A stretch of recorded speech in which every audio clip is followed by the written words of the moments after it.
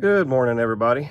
So today what we're going to do is we're working on the Iroc, and I'm actually going to take off these door moldings down through here. Okay, there's 6 pieces, 3 on each side. When I was putting this car back together a couple years ago, you could not find the 1985 to 87 door moldings anymore, so I wound up having to use the 88 door moldings. I bought these from Hawks Motorsports. Never been really happy with them because I know they're not the ones that are made for the car. So what I'm going to do, I actually found a guy. He had a 1986 low mileage, I think he said it was 19,000 mile Iroc that he sold. And the guy brought it back to him because he owns a body shop, and he wanted the car, he wanted a customized paint job, and he didn't want the door moldings anymore. So I actually bought the 1986 blue door moldings, which I have on the other side of the garage. I'm gonna put on next weekend, but I got to get these off first. So got a hair dryer and some braided fishing line. So what I'm going to do is I'm going to very gently try to heat up the glue in behind these, and I'm going to take this braided fishing line and I'm going to go down and behind them, and I'm going to pull the moldings off. Okay, and I'm going to do that on both sides until I get them off. And then we're going to, next weekend, we're going to sand all the way down the doors, just where the moldings are going to go. Going to sand, repaint, let it dry, then we're going to buff it, and then have a good clean surface to put the new moldings on. So let's get going. All right, I got the front fender one off and the back fender one. Not really hard at all. Depends on what you put these on with. Some people put these on with like a caulk type material. Some people use like 3M tape. These were actually put on with like a putty type material. So you can see it kind of took a little bit of my paint here and here, but we're going to sand this anyways. We're going to tape the door off, and we're just going to sand down this area and repaint this. So, I mean, I'm okay with losing a little bit of paint right here and here. It's all right. But pretty easy. You just want to hit it with the hair dryer for about 30 seconds, and then take that braided fishing line. I like to start at the corners like this. On this end, it's not going to matter because they're both the same. They're cut the same. But you just work that fishing line very slowly, and behind it, try to keep the top part of the line and the bottom part even. Like, you don't want the top part of the fish line here and the bottom here. You kind of want to go at an even pace. And then when you peel it off, peel real easy, and you can see it's going to peel off like this. This is that putty stuff I was telling you that we used to put on the back of it. Now, I do probably plan on selling these because they do not make these anymore. I will do my best to clean this putty up off the back of them, but you can see these are in really good shape. They're just not what I want. So I'm going to work on the big molding that goes all the way down the side of the door, and then I'll hit the other side.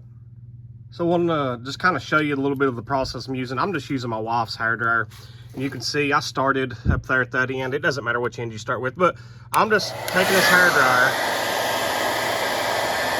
I'm just keeping it moving. Don't leave it in one spot. I'm hitting the bottom of the molding,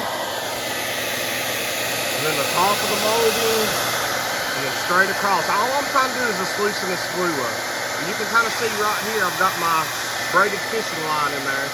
So I'll heat this up until I can feel it on my hand just getting warm.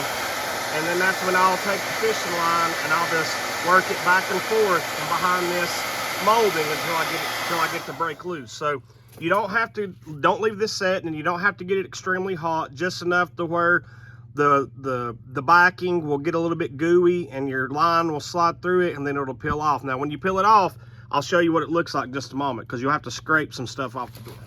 All right, depending on what material was used to put the door moldings on, you're going to be left with this goo. All right, I'm not sure what we used. This was about 2.5 years ago when we put these on here, so I can't remember what we used, if this was the backing that came from Hawks Motorsports, because when you buy you could get these from Hawks, they'd come in black and you'd have to paint them, and it had like this almost like a 3M tape deal, and you peeled the back and you stuck them where you wanted them. But this stuff right here, it's easy to come off. I recommend do not use a scraper for obvious reasons, but just take your hair dryer, heat it up, start on one end, and this sticky stuff will get gooey. And the best way I found is just take my thumb and just roll it. And I've already got the other side done. I used my right thumb and it is raw.